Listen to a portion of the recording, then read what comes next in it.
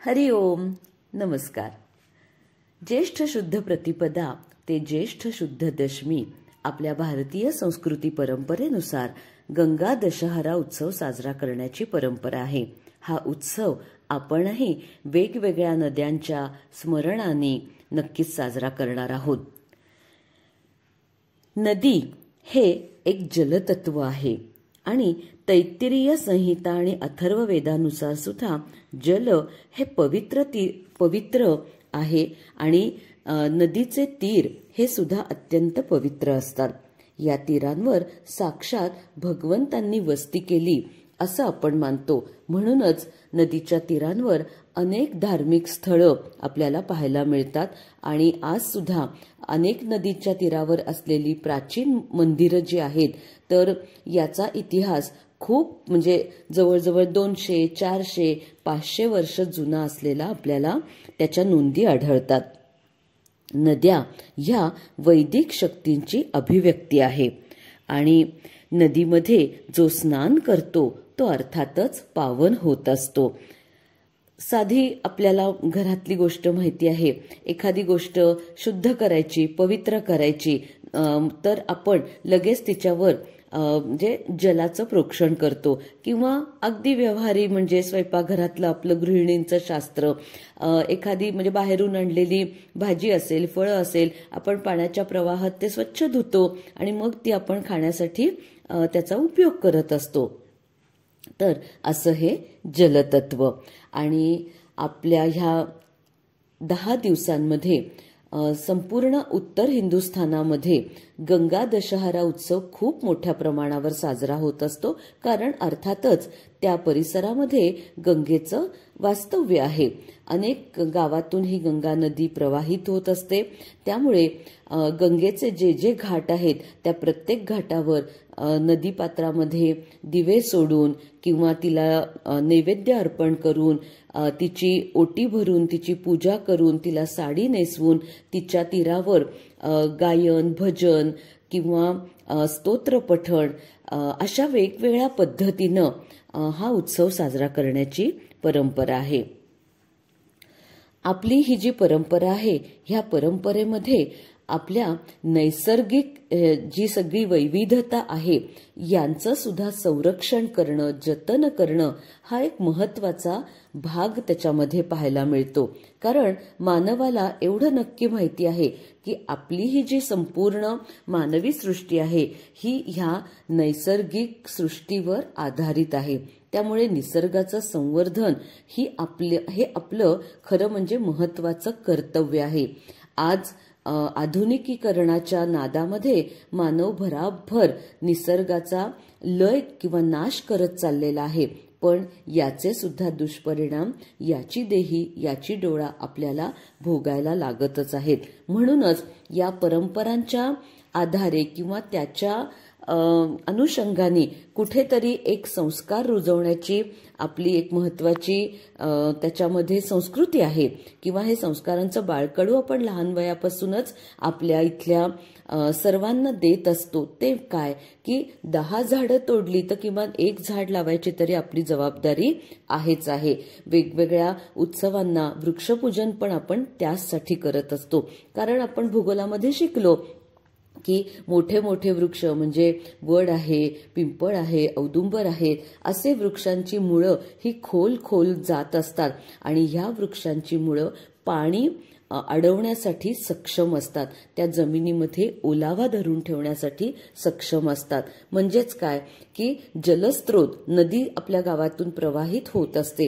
ही नदी तर पुढे पुढे जाणार असते पण त्या नदीचा जो काही स्रोत आहे, जो ओलावा आहे तर तो सगळा काही आजूबाजूच्या प्रदेशांमध्ये टिकवून ठेवण्यासाठी ह्या वृक्षांची आपल्याला मदत होत असते.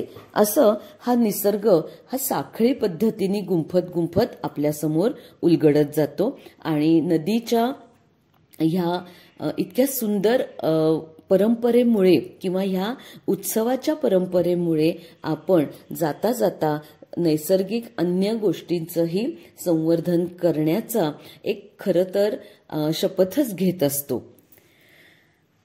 गंगा नदीचं महात्म्य तर अनन्यसाधारण आहेच, कारण ही नदी साक्षात स्वर्गातून उगम पावली अशी आपली मान्यता आहे. या गंगेबरोबरच आपल्या भारतामध्ये जवळजवळ 450 अन्य नद्यांचं सुद्धा वहन अखंड चालू आहे. पावसाळ्यामध्ये, कारण भारत देश हा मोसमी हवामानाच्या प्रदेशामध्ये येतो, त्या अंतर्गत इथे साधारणपणे 3 महिने किंवा 4 महिने पाऊस पडत असतो. त्यामुळे त्या काळामध्ये तर नद्यांना भरपूर पाणी असतंच. काही नद्या बारमाही आहेत, तर काही नद्या मात्र उन्हाळ्यामध्ये कोरड्या पडतात आणि म्हणूनच या नद्यांचं पाणी धरण स्वरूपामध्ये सुद्धा अडवलं जातं. आज पाहूयात महाराष्ट्रातली एक प्रमुख नदी, जिचं नाव आहे पंचगंगा. ही पंचगंगा नदी कृष्णा नदीची उपनदी आहे आणि कृष्णा नदी ही भारतातल्या प्रमुख नद्यांपैकी एक नदी आहे. हिचा उगम प्रयाग संगम चिखली, तालुका करवीर, जिल्हा कोल्हापूर इथे झालेला आहे आणि हिचं पुढे वहन होत होत कोल्हापूर जिल्ह्यात नरसोबावाडीजवळ ती कृष्णा नदीला येऊन मिळते. आता कृष्णा नदीचं नावच कृष्णा, अर्थातच तिच्या तीरावर भगवान गोपालकृष्णाचं वास्तव्य नक्कीच असतं. हे कृष्णा करुणा सिंधू दीनबंधो जगतपते, गोपेश गोपिका कांत राधा कांत नमोस्तुते. कृष्णा नदीच्या स्मरणाने आपण कळत न कळत गोपालकृष्णाचं सुद्धा स्मरण करत असतो आणि जिथे जिथे कृष्णा नदीचं स्मरण होईल तिथे तिथे तिला येऊन मिळणाऱ्या पंचगंगेचं सुद्धा कळत न कळत स्मरण होणारच असतं. या नदीला पंचगंगा असं का बरं नाव पडलं? कारण या नदीला 5 नद्या येऊन मिळतात. कुठल्या? कासारी, कुंभी, तुळशी, भोगावती आणि धामणी अशा या 5 नद्या आहेत. दंतकथेनुसार गुप्त सरस्वती नदीचा सुद्धा एक प्रवाह हिला येऊन मिळतो आणि म्हणूनच ही पंचगंगा सुद्धा एक प्रमुख नदी आणि अत्यंत पावन नदी म्हणून तिला सर्वत्र मान्यता आहे.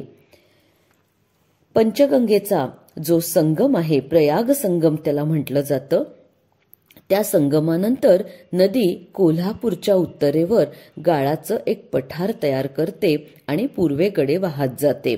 पंचगंगेला काळा ओढा, चांदूर ओढा, जयंती, तिळवणी, दुधाळी, बापट कॅम्प, लाईन बाजार हे सुद्धा ओढे येऊन मिळतात आणि या नदीला हातकणंगले इथं आळते टेकडीवरून येणारा आणखी एक महत्वाचा प्रवाह कबनूर या गावाजवळ मिळतो.